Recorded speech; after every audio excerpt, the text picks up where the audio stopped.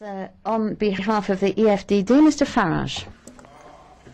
I've been wondering why David Cameron's been slashing our armed forces, won't commit to 2%, is happy for us not to be able to defend our islands. I think Mr Junckers given us the answer. We're going to do it at an EU level. We're going to have a European army. Now, when I raised this last year with the Deputy Prime Minister, Liberal Democrat Nick Clegg, he said it was a dangerous fantasy to even talk about an EU army. I hope every Liberal Democrat voter has heard Mr Verhofstadt today, the leader of the European Liberals, crying out for militarisation at an EU level. Of course, the truth is, it's already happening. We already have a European Defence Agency.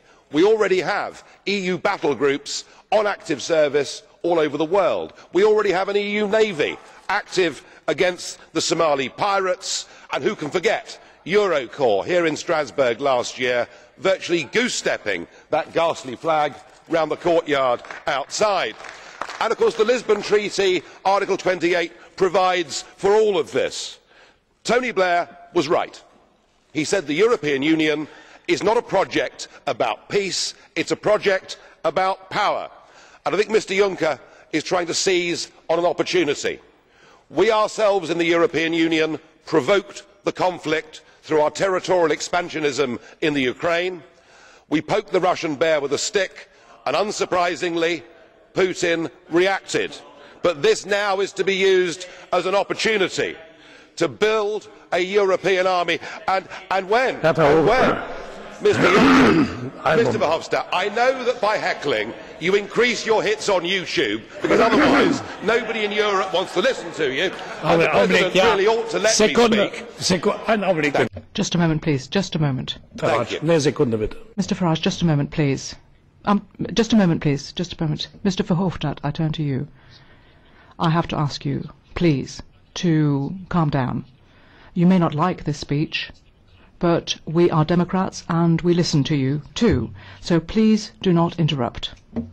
Well, we certainly are Democrats, and we've never shouted you down, but you always try and shout us down. The point I was making is this: the opportunity is being seized, and Mr Juncker said we must convey to Russia that we are serious. Who do you think you are kidding, Mr Juncker? We do not want any part of an EU army, and I doubt the rest of the peoples of Europe do either. Thank you. Well, it's a bit of fun. So, Herr Farage. Thank you, Mr Farage. You've exhausted your speaking time. We extended it even. Now, Mr Verhofstadt, we've brought him back to reason. However, ja gut, Vernunft ist immer eine Definition. Well, reason is a question of definition, I suppose. But anyway,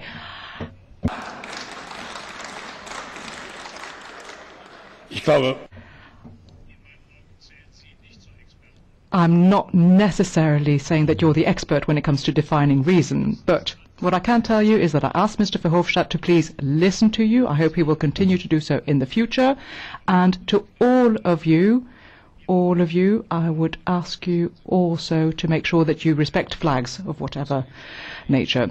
Mr Sulic, I believe you had a question, is that right? To Mr Farage, I take it? Is that right?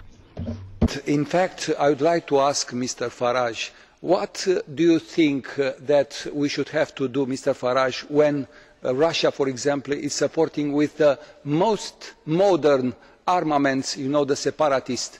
Do you, as an European Union, have to do something to support Ukraine, to fight in the eastern Ukraine, or do you think that we should have to wait to fight on the western Ukraine for the stability of Europe? Don't you think that we together have to send a clear message of solidarity and unity of the European Union, considering this important subject? Thank you. Speech. We, through our territorial ambitions, provoked the overthrow of an albeit corrupt but democratically elected leader in the Ukraine. We have provoked this crisis. Now the question you ask is, what do we do from here? I was in this chamber at the time when Libya was attacked. I heard the Liberals and the Greens screaming, frothing at the mouth, for us to bomb Libya, for us to become militarily involved because we believed that would make things better. My view, sir, is if you look at Afghanistan, if you look at Iraq, if you look at Libya and you look at the attempt to back the rebels in Syria, many of whom have now morphed into ISIS, we see that our recent foreign military interventions have made things worse, not better.